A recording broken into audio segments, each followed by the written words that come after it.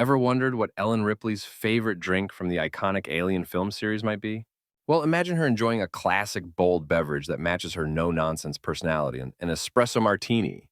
This cocktail exudes strength and sophistication, much like Ripley herself. To make it, you'll need 1 ounce of vodka, 1 ounce of espresso, 1 ounce of coffee liqueur, and a half ounce of simple syrup. Shake these ingredients with ice until thoroughly chilled, then strain into a martini glass. Garnish with 3 coffee beans, symbolizing health, wealth, and happiness. There you have it, Ripley's go-to drink. Perfect for unwinding after battling extraterrestrial horrors. Cheers.